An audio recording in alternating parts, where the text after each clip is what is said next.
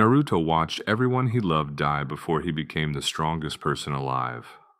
Luffy laughed his way through every single one of those same moments, and somehow ended up in the same place, same destination, completely different paths, completely different power.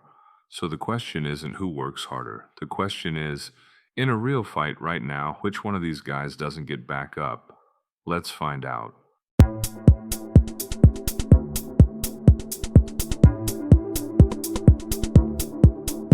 Welcome back. If you're a returning subscriber, if you're new here, please like, share, and subscribe. Let's establish what we're even working with here. Naruto at his peak, six-path sage mode, is a man who fought characters capable of destroying the moon. His Rasen Shuriken doesn't just hurt you, it destroys your body at the cellular level. The show explains this. It's not an exaggeration. His chakra cloak alone can tank attacks that would flatten cities. Now Luffy. Gear 5. This is where it gets uncomfortable for Naruto fans. When Luffy awakened his devil fruit, the world government panicked. They hid the truth about it for centuries because the power it represents, the ability to make imagination real, is described as having no limit, no ceiling. Luffy made his fist the size of a building, bounced lightning with his bare hands, and did all of it while laughing. Naruto's power is one of the highest ceilings in anime. Luffy's might not have one at all. Round 1 goes to Luffy. But pay attention. This is the only round that's straightforward. Here's what Naruto fans have been waiting for me to say. Power means nothing if the fight is already over before Luffy throws the punch. Naruto's speed in the Fourth Great Ninja War has been calculated by the community at speeds that aren't just fast. They're beyond what human minds can process. He's dodged attacks that were physically touching him. He crossed an entire battlefield before anyone registered he'd moved. This isn't very fast. This is a category that most anime characters don't even get close to. Luffy with Gear 2 is fast. Gear 5 reaction speed is genuinely impressive. But One Piece, even at its highest, doesn't have the same type of speed feats that Naruto's universe operates in. And here's the thing, if Naruto is moving faster than Luffy can perceive, Gear 5 doesn't matter. You can't dodge what you can't see coming. Round 2 goes to Naruto, and it's not particularly close. Score is 1-1. This fight just got real. Let me ask you something. How many times has your favorite character been beaten so badly that any normal person would have been dead and just kept going? Because both of these men have done it so often it stopped being surprising. Naruto has the Nine Tails regenerating him in real time. He survived a truth-seeking ball. He fought while his body was breaking apart. He's been stabbed, crushed, and still talked his way through it. Luffy was hit with every ounce of pain his entire crew had accumulated all at once, sent flying by Bartholomew Kuma. He got back up. Kaido, the world's strongest creature, put him in the ground multiple times. He got back up. Magellan poisoned him to a level that should have been fatal. He got back up. And in Gear 5, Luffy's body behaves like a cartoon. He can reshape himself around damage. The rules of injury start to bend. This round is a draw, because both of these characters were written to never stop, and that's not a flaw, that's who they are. This is the round most people skip.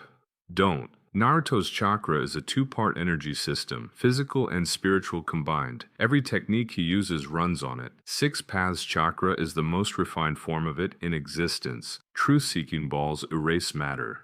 His sage mode lets him sense living things, emotions, the world around him at a level that goes beyond sight. Luffy's Haki, specifically Conqueror's Haki infused directly into his attacks, operates on a completely different logic. It's not a technique. It's the weight of a person's will, made physical. The strongest Haki users in One Piece don't learn it. They are it. You either have that level of spirit or you don't. And Luffy does. Here's the question that actually matters. In a crossover fight, does Naruto's chakra armor hold up against an attack that isn't targeting his body? It's targeting his spirit? We don't know. The two systems don't have a canon answer. But Haki's nature is to override defenses, and chakra armor, as powerful as it is still a physical construct. This round leans Luffy, barely. But I'll be honest, this is the most debatable point in this entire video. Everything we've covered, power, speed, durability, systems, it all matters. But there's one thing that determines the outcome of every great anime fight that nobody wants to admit out loud. What are you fighting for? Naruto fought his whole life to be seen, to prove that the kid nobody wanted could become someone worth respecting. That hunger drove him to heights that should have been impossible. But hunger has a shadow, because when you're fighting to prove something, there's a version of you that can be broken, the version that starts to wonder if it's worth it. Luffy doesn't have that version. Luffy doesn't fight to prove he's strong. He fights because somebody he loves is in danger. That's it. There's no ego in it, no identity attached to winning. He'll lose 100 times and come back the 101st because the reason hasn't changed. Psychologically, someone with nothing to prove is harder to stop than someone with everything to prove. That's not an insult to Naruto. That's just the truth about how both characters are written. Final round goes to Luffy, and the overall score does too. So here's where we land. Luffy wins on power ceiling, Naruto wins on speed, and it's not close. They're even on durability. Luffy edges it on system matchup and on mentality. On points, Luffy has the advantage. But I need to be real with you for a second. This fight, at their absolute peaks, doesn't have a clean ending, because both of these characters were written to never lose when it matters. Naruto doesn't quit. Luffy doesn't quit. You would be watching two people who have survived the unsurvivable, throwing everything they have at someone built exactly the same way. The most honest answer is this: Luffy wins if the fight is long. Naruto wins if he ends it early. And which one of those happens depends entirely on whether Naruto takes it seriously from the start or makes the mistake of underestimating the guy who's laughing at him, which, if you know Naruto, is a real risk. Now, I want to hear your argument, because I know somebody watching this has a Naruto feat I didn't mention. A power-up, a moment from the manga that changes the math.